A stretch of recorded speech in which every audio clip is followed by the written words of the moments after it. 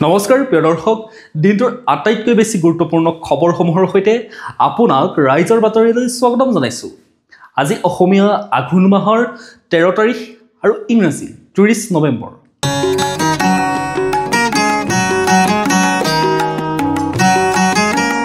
এতিয়া আহিছো আমি প্ৰথমটো খবৰলৈ। মধ্য অসমৰ সৰ্ববৃহৎ উচ্ছেদ অভিযান আৰম্ভ নগাঁও জিলা প্ৰশাসনৰ। বছৰ বছৰ ধৰি জনাঞ্চললৈ পৰিণত হোৱা ৰাজ্যৰ বিশাল বনাঞ্চলৰ ভূমিয়ে পুনৰ লাভ কৰিব অৰণ্যৰ মৰ্যাদা। নগাঁৱৰ কামপুৰৰ লুটুমাৰী বনাঞ্চলৰ বিশাল ভূমিত অৱশেষত চলিল প্ৰশাসনৰ এক্সকেভেটৰ। লুটুমাৰী বনাঞ্চলৰ প্ৰায় 6000 বিঘা ভূমি বেদখলমুক্ত কৰি পুনৰ অৰণ্যৰ মৰ্যাদা দিবলৈ পৰিকল্পনা হাতত লৈছে ৰাজ্যৰ বন বিভাগে। 1919 চনতে সংৰক্ষিত বনাঞ্চলৰ স্বীকৃতি লাভ কৰা লুটুমাৰী বনাঞ্চলত একাংশ লোকে পৰৱৰ্তী সময়ত বেদখল কৰি বনাঞ্চলক পৰিণত কৰিছিল জনাঞ্চললৈ। কিন্তু বেদখল কৰা ভূমি বেদখলমুক্ত কৰিবলৈ তৎপৰ হোৱা মুখ্যমন্ত্ৰী ডক্টৰ হিমন্ত বিশ্ব শৰ্মা নেতৃত্বাধীন চৰকাৰৰ নিৰ্দেশ অনুসৰি ৰাজ্যৰ অন্যান্য প্ৰান্তৰ লগতে নগাঁৱৰ কামপুৰৰ লুটুমাৰী বনাঞ্চলৰ 6000 বিঘা ভূমি বেদখলমুক্ত কৰিবলৈ 3 মাহ পূৰ্বে জাননী জাৰি কৰাৰ পাছত নগাঁও জিলা প্ৰশাসনে শনিবাৰৰ পৰা আৰম্ভ কৰিছে উচ্ছেদ অভিযান। উচ্ছেদ অভিযান আৰম্ভ কৰাৰ পূৰ্বে নগাঁও জিলা আয়ুক্ত দেৱাশীষ শৰ্মাই লুটুমাৰীত উপস্থিত হৈ সকলোকে স্বেচ্ছাই চৰকাৰী ভূমি এৰিবলৈ আহ্বান জনোৱাৰ পাছত প্ৰায় 70% পৰিয়ালে স্বেচ্ছাই বেদখল কৰা ভূমি ত্যাগ কৰি অন্য স্থানলৈ আঁতৰি গৈছে। বাকী থকা 30% পৰিয়ালক উচ্ছেদৰ বাবে জিলা প্ৰশাসনে এক্সকেভেটৰ ব্যৱহাৰ কৰিবলগীয়া হৈছে বুলি জানিব পৰা গৈছে।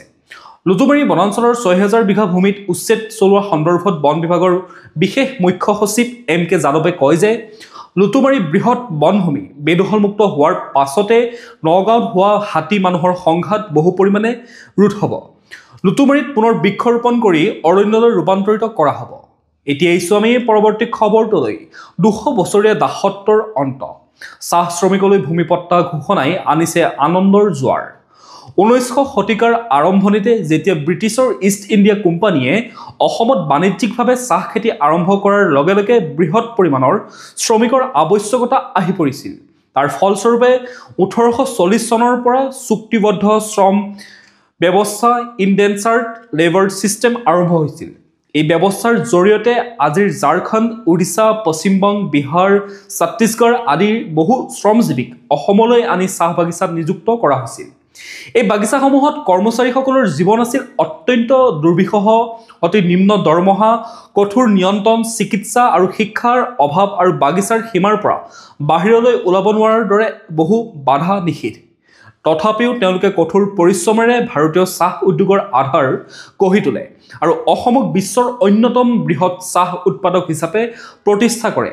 এনে এক দুৰ্বিষহ জীৱন কটাই অহা চাহ শ্ৰমিকসকলক এতিয়া প্ৰদান কৰা হ'ব ভূমিৰ পট্টা। শুকুৰবাৰে অসম বিধানসভাত গৃহীত চাহ বাগিচা কৰ্মচাৰীক মাটি পট্টা প্ৰদান সংক্ৰান্তীয় সিদ্ধান্তই চাহ বাগিচা অধ্যুষিত অঞ্চলসমূহত এতিয়া আনন্দৰ ঢৌ তুলিছে। চাহ বাগিচাৰ এগৰাকী মহিলা কৰ্মচাৰীয়ে নাম হৈছে গৰ্তি বাগে আৱেগিক হৈ কয় যে আমাৰ পূৰ্বপুৰুষে এই বাগিচাত কাম কৰিছিল, আমিও এইখিনিতে জীৱন অতিবাহিত কৰিছোঁ। ইমান বছৰৰ পিছত নিজাকৈ মাটি পোৱাৰ খবৰ পাই মনত আনন্দ লাগিছে। চৰকাৰক ধন্যবাদ জনাইছোঁ। এইদৰে চাহ বাগিচাৰ লোকসকলক আনন্দত উৎফুল্লিত হৈ পৰা দেখা গ'ল। এতিয়া আহিছো আমি পৰৱৰ্তী খবৰটোলৈ। বানপানীৰ পূৰ্বাভাসৰ বাবে অসমে ইছৰোৰ সৈতে অংশীদাৰিত্বত নিৰ্মাণ কৰিব অসম ছেট। অসমৰ বাবে এক ঐতিহাসিক পদক্ষেপ।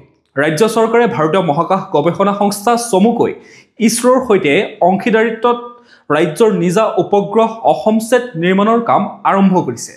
এই উপগ্ৰহে বানপানীৰ পূৰ্বাভাস, শাসন ব্যৱস্থা আৰু জনসেৱা প্ৰদান ব্যৱস্থা আৰু উন্নত কৰিব। বৃহস্পতিবাৰে বিধানসভাত এই গুৰুত্বপূৰ্ণ তথ্য প্ৰকাশ কৰি বিজ্ঞান আৰু প্ৰযুক্তিবিদ্যা মন্ত্ৰী কেশৱ মহন্তই কয় যে ৰাজ্য চৰকাৰে এই প্ৰকল্পৰ বাবে ইছৰোৰ অধ্যক্ষ ভি নাৰায়ণ আৰু কেন্দ্ৰীয় মহাকাশ আৰু পৰমাণু শক্তি মন্ত্ৰী জিতেন্দ্ৰ সিঙৰ সৈতে বিতং আলোচনা কৰি কাৰিকৰী সহায়তা বিচাৰিছে। প্ৰিয় দৰ্শক, আপোনালোকে বাতৰিসমূহ চাই থাকিব, লগতে আমাৰ চেনেলটো ছাবস্ক্ৰাইব কৰি ল'বলৈ নাপাহৰিব। আপোনালোকে বাতৰিসমূহ চাই পেলাই এইটো কথা নিশ্চয় গম পাইছে যে আমি যিসমূহ বাতৰি আনো আপোনালোকে যদি আজিৰ পেপাৰখনৰ সৈতে মিলাই চাই বা আজি নিউজ চেনেলসমূহ চাই সেই একেসমূহ বাতৰিয়ে তেওঁলোকে প্ৰকাশ কৰিছে। আমি সেই বাতৰিসমূহ আপোনালোকক সংক্ষিপ্তভাৱে খুব বেছি 20 পৰা 22 মিনিটৰ ভিতৰত আপোনালোকক জনাবৰ কাৰণে চেষ্টা কৰোঁ তাৰ কাৰণে আপোনালোকে আমাৰ চেনেলটো সাবস্ক্ৰাইব কৰি ল'ব তেতিয়া প্ৰতিদিনে আপোনালোকে আমাৰ নিউজৰ ভিডিঅ'ৰ আপডেটসমূহ পাই থাকিব এতিয়া আছো আমি পৰৱৰ্তী খবৰটোলৈ গৰুমহৰ সিন্ডিকেটৰ কাণ্ডাৰী কোন প্ৰশ্নটোৰ উত্তৰ লাগে বিৰোধীক তাকে লৈ উত্তাউল হৈ পৰা দেখা গ'ল বিধানসভা ৰাজ্যখনত অব্যাহত আছে পশুধনৰ বিশাল এটা সিন্ডিকেট ৰাজ্যৰ বহু স্থানত আৰক্ষী প্ৰশাসনক মেনেজ কৰি নিশা হলে ৰাষ্ট্ৰীয় ঘাইপথেৰে বা অতি ভিতৰুৱা গাঁৱৰ মাজেৰে সৰুবৰ ট্ৰাক আদিৰে গৰু সৰবৰাহ হৈ আহিছে আনকি এই চোৰাং গৰু সৰবৰাহত শাসকীয় পক্ষৰ নেতাও জড়িত হৈ আছে বুলি অভিযোগ উত্থাপন হৈছে এই অভিযোগ উত্থাপন কৰি শনিবাৰে অসম বিধানসভাৰ মজিয়াত সৰব হৈ পৰে বিৰোধী বিধায়কসকল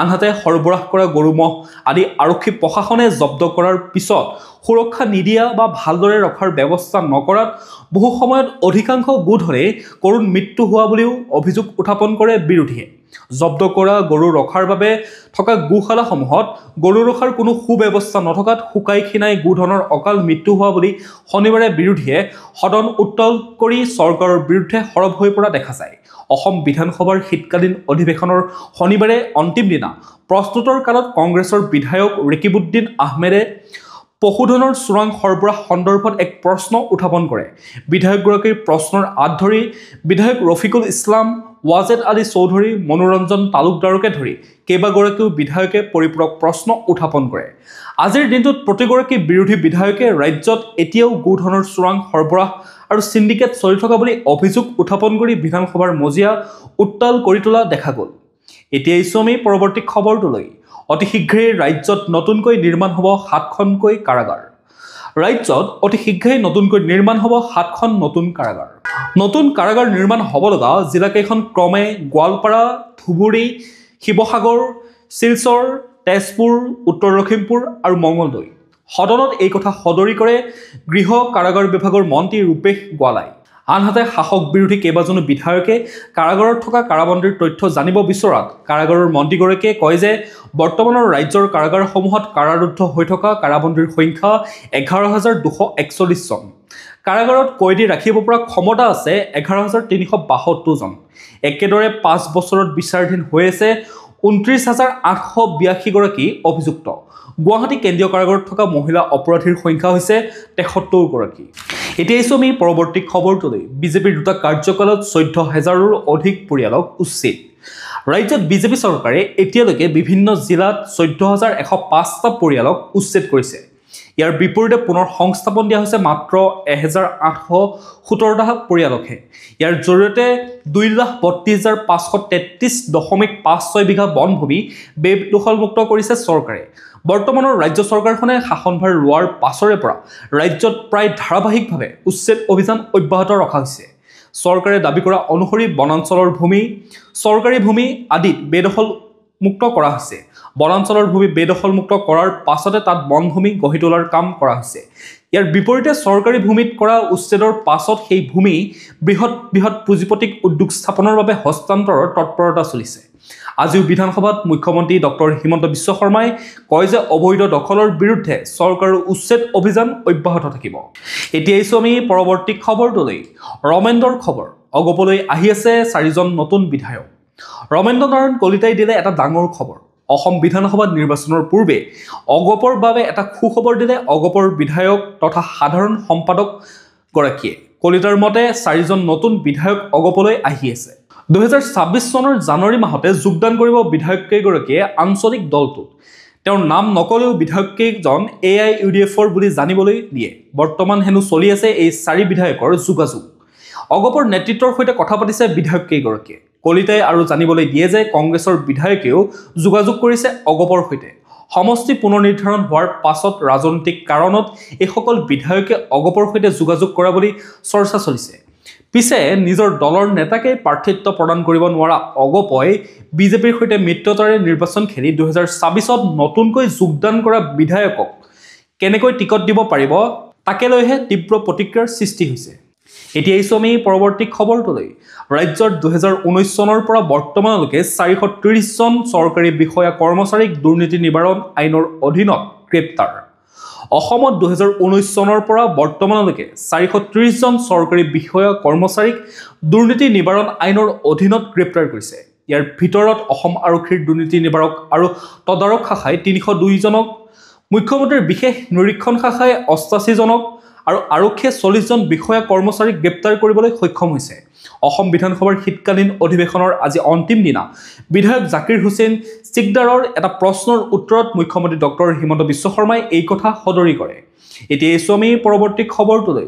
জনজাতিকৰণক লৈ উত্তপ্ত পৰিস্থিতি কোকৰাঝাৰত। 6 জনগোষ্ঠীৰ জনজাতিকৰণক লৈ শনিবাৰে এক উত্তপ্ত পৰিস্থিতিৰ সৃষ্টি হয় কোকৰাঝাৰত। জনজাতিকৰণৰ বিৰোধিতাৰে ক্ষোভৰ বহিঃপ্ৰকাশ ঘটে কোকৰাঝাৰৰ দেৱৰগাঁৱৰ ৰাঙলীখাটাস্থিত বড়োলেণ্ড বিশ্ববিদ্যালয়ৰ জনজাতীয় ছাত্ৰ-ছাত্ৰী। বড়োলেণ্ড বিশ্ববিদ্যালয়ৰ বিক্ষুব্ধ কেইবা সহস্ৰাধিক জনজাতীয় ছাত্ৰ-ছাত্ৰীৰ দলে ৰাজ্যৰ 6 জনগোষ্ঠীক জনজাতিৰ মৰ্যাদা প্ৰদানৰ সিদ্ধান্তৰ বিৰোধিতাৰে বিশ্ববিদ্যালয়ৰ চৌহদৰ পৰা প্ৰতিবাদ সমদল কৰি বডোফা নগৰস্থিত BTC সচিবালয়ৰ চৌহদত অৱস্থান কৰি বিভিন্ন শ্লোগানেৰে আকাশ বতাহ মুখৰিত কৰি তোলে। উল্লেখযোগ্য যে প্ৰতিবাদী ছাত্ৰ-ছাত্ৰীৰ সমদলটো দেৱৰগাঁৱৰ JD ৰোড হৈ BTC সচিবালয়ৰ অভিমুখে ৰাওনা হৈ হাগ্ৰামা মহিলাৰী হুছিয়াৰ, হাগ্ৰামা মহিলাৰী গো বেক, বিশ্বজিৎ দৈমাৰী মুৰ্দাবাদ, প্ৰমোদ বড়ো গো বেক, অসম চৰকাৰ হাই হাই, হিমন্ত বিশ্ব শৰ্মা মুৰ্দাবাদ, ৰণোজ পেগু মুৰ্দাবাদ, ৰোণ গৌৰা নাৰ্জাৰী মুৰ্দাবাদ, উৰ্খাও গৌৰা ব্ৰহ্ম হুছিয়াৰ, উৰ্খাও গৌৰা ব্ৰহ্ম গো বেক, চৰণ বড়ো গো বেক, ৰিহন দৈমাৰী মুৰ্দাবাদ, CCTOA জিন্দাবাদ, ট্ৰাইবেল ইউনিট জিন্দাবাদ, 6 জনগোষ্ঠীৰ জনজাতিকৰণ বাতিল কৰক, উই ৱান্ট জাষ্টিছ, এণ্টি ট্ৰাইবেল হুছিয়াৰ, জয় বড়ো হাৰিণী, জয় আদি নানা ধৰণৰ শ্লোগান দি পৰিৱেশ উত্তাল কৰি তোলে কোকৰাঝাৰ। মাজতে BTC সচিবালয়ৰ প্ৰৱেশদ্বাৰ ভেদি সচিবালয়ৰ ভিতৰতো প্ৰৱেশ কৰে ক্ষুব্ধ প্ৰতিবাদকাৰীসকলে। একাংশ ক্ষুব্ধ শিক্ষাৰ্থীয়ে BTC সচিবালয় বিধায়িনী পৰিষদীয় সদন কক্ষৰ আচবাবো ভাঙি লণ্ডভণ্ড কৰা দেখা যায়। পৰিস্থিতি নিয়ন্ত্ৰণ কৰিবলৈ পৰৱৰ্তী সময়ত অসম আৰক্ষীৰ উচ্চপদস্থ বিষয়াৰ লগতে কমাণ্ডো বাহিনী নিয়োগ কৰিব লগা হয়, যি সময়ত চাহ শ্ৰমিকৰ পৰিয়ালক ৰাজ্য চৰকাৰে মাটি প্ৰদান কৰিছিল। 6 জনগোষ্ঠীৰ অন্যতম চাহ শ্ৰমিকসকলক জনজাতিকৰণৰ মৰ্যাদা দিয়াক লৈ মন্ত্ৰীগোটৰ প্ৰতিবেদন দাখিল কৰাৰ কথা আছিল। সেই সময়তে এই প্ৰতিবাদে অন্য ৰূপ ধাৰণ কৰাৰ সম্ভাৱনা আছে। এতিয়া আমি পৰৱৰ্তী খবৰটোলৈ। অন কেমেৰা গুলিয়াই দিয়াৰ ভাবুকি বনকৰ্মী। বিশ্বনাথ ৱাইল্ড লাইফৰ বনকৰ্মীৰ জোৱানে বিহালীৰ তেলেংগনীয়াৰ গঞা কৃষকক গুলিয়াই হত্যাৰ ভাবুকি দিয়া ভিডিঅ' চৰ্চিত হৈ পৰাত চাঞ্চল্যৰ সৃষ্টি হৈছে। অন কেমেৰাত বন্দী এই গুণ্ডাগিৰি কৰাৰ দৃশ্য। জানিব পৰা মতে বিহালীৰ তেলেংগনীয়াৰ কেইজনমান যুৱকে ব্ৰহ্মপুত্ৰ নদীৰ সমীপৰ কৃষিপথাৰত কৰা খেতি-বাতি, বনৰীয়া হাতী আৰু গাহৰিৰ পৰা খেতিপথাৰ ৰক্ষা কৰিবৰ বাবে কাৰেণ্টৰ তাঁৰৰ ব্যৱস্থা কৰিছিল। বিয়লি ভাগত বিশ্বনাথ বনৰক্ষী জোৱানৰ 3জনীয়া দলে টহলদাৰী কৰি কৃষিপথাৰত উপস্থিত হোৱাৰ সময়ত এজন বনৰক্ষী জোৱানে মোবাইলত কথা পাতি থাকোঁতে কাৰেণ্টৰ তাঁৰত লাগি উজুতি খোৱা কেন্দ্ৰ কৰি বনৰক্ষী জোৱানজনক কৃষক যুৱককেইজনৰ ওপৰত ক্ষোভিত হৈ পৰে। তাৰ পাছতে বনৰক্ষী জোৱানজনে হাতত লৈ থকা বন্দুকেৰে যুৱক কৃষককেইজনক গুলিয়াই মৰাৰ ভাবুকি দিয়া পৰিলক্ষিত হয়। এই ঘটনা সংঘটিত হোৱাৰ পাছতে পৰিস্থিতি অধিক উত্তপ্ত হৈ পৰা দেখা যায়। এতিয়া আমি পৰৱৰ্তী খবৰটোলৈ। হঠাতে কেনেকৈ কি হৈ গ'ল কোনেও ধৰিবই নোৱাৰিলে। বন্ধ কোঠাত জীৱন্তে অগ্নিদগ্ধ হৈ মৃত্যু 90 বছৰীয়া বৃদ্ধৰ। হেঙেৰাবাৰীত সংঘটিত হয় এক ভয়ংকৰ অগ্নিকাণ্ডৰ ঘটনা। জীৱন্তে অগ্নিদগ্ধ হৈ কৰুণ মৃত্যুক সাৱটি ল'লে এজন বৃদ্ধই। শনিবাৰে দুপৰীয়া হেঙেৰাবাৰীৰ কালী মন্দিৰৰ সমীপতে এই কৰুণ ঘটনাটো সংঘটিত হয়। এই অগ্নিকাণ্ডটোত নিহত হোৱা লোকজন 90 বছৰীয়া ধৰ্মেশ্বৰ বনিয়া বুলি চিনাক্ত কৰা হৈছে। নিজা কন্যা আৰু নাতিনীৰ সৈতে হেঙেৰাবাৰীৰ এটা ভাড়াঘৰত আছিল ধৰ্মেশ্বৰ বনিয়া। বৃদ্ধগৰাকীৰ কন্যাগৰাকীয়ে সংবাদ মাধ্যমৰ আগত কোৱা মতে বিগত 7 মাহে তেওঁলোকৰ লগতে আছিল ধৰ্মেশ্বৰ বনিয়া। তেওঁ কয় যে প্ৰথমে তেওঁৰ চকুৰে দেখা নাছিল, এটা চকুৰ অপাৰেশ্যন কৰালো আৰু এটা চকুৰে দেখা হৈছিল। নিজে নুঠে, খোজ নাকাঢ়ে, আমি উঠিবলৈ ক'লে উঠে, চকীত বহুৱাই দিওঁ। কেতিয়াও দেউতাই আমনি নকৰিছিল। তেওঁ লগতে কয় যে অগ্নিকাণ্ড সংঘটিত হোৱাৰ সময়ত ঘৰত কোনো নাছিল। মই হাতীগাঁৱত আছিলোঁ। মোৰ ছোৱালীজনীয়ে দেউতাৰ কাৰণে ডাইপাৰ কিনিবলৈ দোকানলৈ গৈছিল। দুপৰীয়া 1:30 মান বজাত ছোৱালীজনীয়ে মোক ফোন কৰিছে আমাৰ ঘৰটো জ্বলিলে বুলি। পুত্ৰ বোৱাৰীয়ে নোচোৱাৰ বাবেই মই ইয়ালৈ দেউতাক লৈ আহিছিলোঁ। লাভ কৰা তথ্যমতে এই অগ্নিকাণ্ডত 3খনকৈ বাহন ভস্মীভূত হয়। এই অগ্নিকাণ্ডৰ সূত্ৰপাতৰ কাৰণ এতিয়ালৈকে স্পষ্ট হোৱা নাই। এতিয়া আমি পৰৱৰ্তী খবৰটোলৈ। নগাঁৱৰ চামগুৰিত জ্বলিল অখিল গগৈ পুত্তলিকা। চাহ জনগোষ্ঠী অধ্যুষিত অঞ্চলত বিধায়ক অখিল গগৈক নিষিদ্ধ ঘোষণা চাহ মজদুৰ সংঘৰ। নগাঁৱৰ চামগুৰিত জলিল বিধায়ক অখিল গগৈৰ পুত্তলিকা চাহ শ্ৰমিক ৰাইজক ভূমিপত্ৰ প্ৰদানৰ ক্ষেত্ৰত বাধা প্ৰদান আৰু বিধানসভাত চাহ শ্ৰমিক ৰাইজক উদ্দেশ্যি বিৰূপ মন্তব্য প্ৰকাশ কৰাৰ বাবে আমনিত অখিল গগৈৰ পুত্তলিকা দাহ কৰে অসম চাহ মজদুৰ সংঘৰ লগতে শতাধিক চাহ শ্ৰমিক ৰাইজে অখিল গগৈৰ বিৰুদ্ধে বিভিন্ন শ্লোগানেৰে আকাশ বতাহ মুখৰিত কৰি তোলে ক্ষুব্ধ প্ৰতিবাদকাৰীয়ে আনহাতে চাহ জনগোষ্ঠীৰ অধ্যুষিত অঞ্চলত বিধায়ক অখিল গগৈক নিষিদ্ধ ঘোষণা কৰে চাহ শ্ৰমিকৰ লগতে চাহ মজদুৰ সংঘই প্ৰতিবাদকাৰীয়ে বিধায়ক অখিল গগৈক দানৱৰ প্ৰেছিডেণ্ট বুলি আখ্যা দি আগন্তুক নিৰ্বাচনত শিৱসাগৰ চাহ শ্ৰমিক ৰাইজে যোগ্য প্ৰত্যুত্তৰ দিয়াৰ হুংকাৰ দিয়ে এতিয়া আমি পৰৱৰ্তী খবৰটোলৈ অসমসহ উত্তৰ পূবৰ বিভিন্ন স্থানত নতুন 13বিধ উভচৰ প্ৰাণী আৱিষ্কাৰ অসমসহ উত্তৰ পূবৰ বিভিন্ন স্থানৰ পৰা শেহতীয়াভাৱে 13বিধ নতুন উভচৰ প্ৰাণী আৱিষ্কাৰ কৰা হৈছে এই কথা প্ৰকাশ কৰিছে দেৰাদুনস্থিত ভাৰতীয় বন্যপ্ৰাণী প্ৰতিষ্ঠানে প্ৰতিষ্ঠানখনে প্ৰকাশ কৰা অনুসৰি নতুনকৈ আৱিষ্কৃত এই 13বিধ উভচৰ প্ৰাণীৰ সৰ্বাধিক 24বিধ কেৱল অৰুণাচল প্ৰদেশতে উদ্ধাৰ হৈছে উল্লেখযোগ্য যে বিগত এটা দশকৰ ভিতৰত প্ৰথমবাৰৰ বাবে এইবাৰ একেলগে ভাৰতত 13বিধ উভচৰ প্ৰাণী আৱিষ্কাৰ কৰা হৈছে সদ্য আৱিষ্কৃত এই প্ৰাণীসমূহৰ এবিধ অসমত পোৱা গৈছে মিজোৰাম নাগালেণ্ড আৰু মণিপুৰতো ইয়াৰ এবিধকৈ আৰু মেঘালয়ত 3বিধ প্ৰাণী উদ্ধাৰ হৈছে ভাৰতীয় বন্যপ্ৰাণী প্ৰতিষ্ঠানৰ মতে সদ্য আৱিষ্কৃত এই 13 উভচৰ প্ৰাণীৰ এই ৰাজ্যসমূহৰ সংৰক্ষিত স্থানৰ পৰা উদ্ধাৰ কৰা হৈছে এতিয়া জানিলো আহক আজিৰ দিনটোৰ বতৰৰ বতৰা ভাৰতীয় বতৰ বিজ্ঞান কেন্দ্ৰৰ তথ্য মতে 30 নৱেম্বৰ 2025 দেওবাৰৰ দিনটো অসমৰ বতৰ ফৰকাল আকাশৰ সৈতে দিনটোৰ ৰ'দ হোৱাৰ পূৰ্ণ সম্ভাৱনা আছে দিনটোৰ সৰ্বোচ্চ তাপমাত্ৰা হ'ব 28 ডিগ্ৰী সেলসিয়াছ আৰু ৰাতিৰ সৰ্বনিম্ন তাপমাত্ৰা 16 ডিগ্ৰী সেলসিয়াছ হ'ব সূৰ্যোদয় হ'ব পুৱা 5:52 মিনিটত আৰু সূৰ্যাস্ত হ'ব আবেলি 4:30 মিনিটত এতিয়া আমি ৰাষ্ট্ৰীয় গুৰুত্বপূৰ্ণ খবৰসমূহৰ মাজলৈ নক্সালবাদ উত্তৰ পূব কাশ্মীৰ সমস্যাৰ স্থায়ী সমাধান হৈছে অমিত শাহ কেন্দ্ৰীয় গৃহমন্ত্ৰী অমিত শাহে শুকুৰবাৰে কয় যে ভাৰতৰ বাবে স্থায়ী ঘাঁহ হৈ পৰা তিনিটা হটস্পট ক্ৰমে নক্সালবাদ উত্তৰ পূব আৰু জম্মু কাশ্মীৰৰ সমস্যাৰ নৰেন্দ্ৰ মোদী চৰকাৰে স্থায়ী সমাধান দিছে তেওঁ লগতে কয় যে এই অঞ্চলসমূহ অতি সোনকালে দেশৰ বাকি অংশৰ দৰে হৈ পৰিব তিনিজনীয়া ডিজিপি আইজিপি বাৰ্ষিক সন্মিলনত উদ্বোধনী ভাষণ প্ৰদান কৰি অমিত শাহে আস্থা প্ৰকাশ কৰে যে পৰৱৰ্তী আৰক্ষী সঞ্চালক প্ৰধান ডিজিপি আৰু আৰক্ষী মহাপৰিদৰ্শকৰ অৰ্থাৎ আইজিপি সন্মিলনৰ পূৰ্বে দেশখন নক্সালবাদৰ পৰা পূৰ্ণৰূপে মুক্ত হ'ব ছত্তীশগড়ৰ ৰায়পুৰৰ ইণ্ডিয়ান ইনষ্টিটিউট অফ মেনেজমেণ্টত অনুষ্ঠিত এই সন্মিলনত 60 সংখ্যক সংস্কৰণত দেশৰ বিভিন্ন প্ৰান্তৰ আৰক্ষী প্ৰধানসকলৰ সৈতে ৰুদ্ধদ্বাৰ কেমেৰাই ঢুকি নোপোৱা বৈঠকত অমিত শাহৰ উপৰিও প্ৰধানমন্ত্ৰী নৰেন্দ্ৰ মোদী ৰাষ্ট্ৰীয় নিৰাপত্তা উপদেষ্টা চমুকৈ NSA অজিত ডোভাল আৰু চুৱাংচুৱা মুৰব্বী তপন কুমাৰ ডেকাকে ধৰি কেন্দ্ৰীয় আৰক্ষী সংগঠনৰ মুৰব্বীসকলেও অংশগ্ৰহণ কৰিব এতিয়া আমি পৰৱৰ্তী খবৰটোলৈ বিশ্বৰ দ্বিতীয় বৃহৎ চাহ ৰপ্তানিকাৰী দেশ ভাৰত বছৰি প্ৰায় 255 মিলিয়ন চাহ উৎপাদন ভাৰত বিশ্বৰ দ্বিতীয় বৃহৎ চাহ ৰপ্তানিকাৰী দেশ আৰু ভাৰতে বছৰি প্ৰায় 255 মিলিয়ন চাহ উৎপাদন কৰে কেন্দ্ৰীয় বাণিজ্য আৰু উদ্যোগ মন্ত্ৰী পীয়ূষ গোয়েলে আজি নতুন দিল্লীত অনুষ্ঠিত সুৰক্ষিত চাহ উৎপাদন সন্মিলনত অংশগ্ৰহণ কৰি এই কথা প্ৰকাশ কৰে শ্ৰী গোয়েলে কয় যে চাহ উদ্যোগত কৰ্মৰত শ্ৰমিকসকলৰ কল্যাণৰ বাবে চৰকাৰে 1000 কোটি টকাৰ পেকেজৰে চাই চায়ং এপৰ পদক্ষেপ গ্ৰহণ কৰিছে 2047 চনত বিকশিত ভাৰতৰ লক্ষ্যত উপনীত হোৱাৰ বাবে দেশৰ চাহ উদ্যোগক যথেষ্ট সা-সুবিধা আগবঢ়োৱাৰ বাবে চৰকাৰ প্ৰতিশ্ৰুতিবদ্ধ হৈছে বুলি তেওঁ উল্লেখ কৰে এতিয়া আমি খেল জগতৰ খবৰসমূহৰ মাজলৈ ভাৰত শ্ৰীলংকা মহিলা টি20 ক্ৰিকেটৰ দিন ঘোষণা BCCI ভাৰতীয় মহিলা ক্ৰিকেট দলটোৱে শ্ৰীলংকাৰ বিৰুদ্ধে অংশগ্ৰহণ কৰিব এক ঘৰুৱা দ্বিপাক্ষিক শৃংখলাত শুকুৰবাৰে ভাৰতৰ ক্ৰিকেট নিয়ন্ত্ৰণ বোৰ্ড অৰ্থাৎ BCCI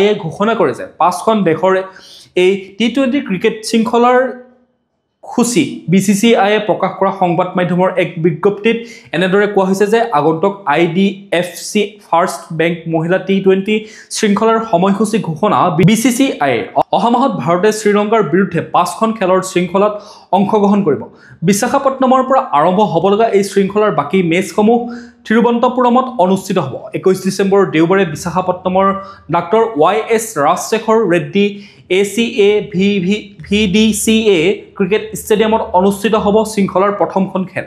একেটা স্থানতে 23 ডিচেম্বৰত দ্বিতীয়খন খেল অনুষ্ঠিত হ'ব।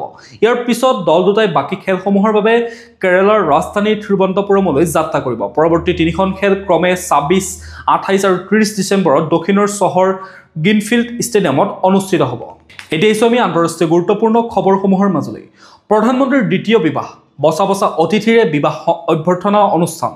62 বছৰ বয়সত বিবাহপাশত আবদ্ধ হ'ল এগৰাকী প্ৰধানমন্ত্ৰী। দৰা কইনাই হাতত হাত ধৰি জীৱনৰ বাকীকেইটা দিন একেলগে আগুৱাই যোৱাৰ বাবে খালে শপত। এখন ব্যতিক্ৰমী বিবাহ, আলহী অতিথিৰে ভৰি পৰিছে ৰভাস্থলী। সকলোৰে হাতত ফুলৰ থোপা, সুগন্ধি ফুলেৰে সকলোৱে আদৰিছে দৰা আৰু কইনাক। এইখিনিলৈকে সকলো সাধাৰণ কথা নহয় জানো? পিছে আজিৰ এই বিয়াখন সকলোৰে চৰ্চাৰ কেন্দ্ৰবিন্দু হৈ পৰিছে, কিয়নো বিবাহপাশত আবদ্ধ হৈছে প্ৰধানমন্ত্ৰী।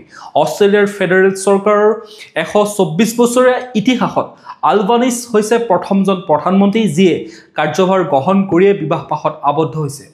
জানিব পৰা মতে অষ্ট্ৰেলিয়াৰ প্ৰধানমন্ত্ৰী এন্টনি আলবানিজে জুডি হেডনৰ সৈতে বিবাহপাশত আবদ্ধ হয়। অষ্ট্ৰেলিয়াৰ ৰাজধানী কেনবেৰাত থকা 62 বছৰীয়া আলবানিজে এটা চৰকাৰী বাসগৃহত অতি গোপন আৰু ব্যক্তিগতভাৱে এই বিবাহ অনুষ্ঠানৰ আয়োজন কৰে। প্ৰিয় দৰ্শক, আজিৰ দিনটোৰ গুৰুত্বপূৰ্ণ খবৰসমূহ আছিল ইমানেই। আপোনালোকে যদি এতিয়াও আমাৰ চেনেলটো ছাবস্ক্ৰাইব কৰি ল'বলৈ পাহৰি গৈছে, অনুগ্ৰহ কৰি চেনেলটো ছাবস্ক্ৰাইব কৰি ল'ব, লগতে নটিফিকেশ্যন বেল আইকনটো প্ৰেছ কৰি ৰাখিব যাতে প্ৰতিদিনে আপোনালোকে আমাৰ নিউজৰ ভিডিঅ'ৰ আপডেটসমূহ পাই থাকে। লগতে ভিডিঅ'টো যদি চাই ভাল পালে এটা লাইক কৰি থৈ যাব আৰু কমেণ্টত আপোনাৰ মতামতো দিব পাৰে। লগতে কাইলৈ পুনৰ একে সময়তে লগ পোৱাৰ প্ৰতিশ্ৰুতিৰে আপোনাক বহুত বহুত ধন্যবাদ জ্ঞাপন কৰিছোঁ।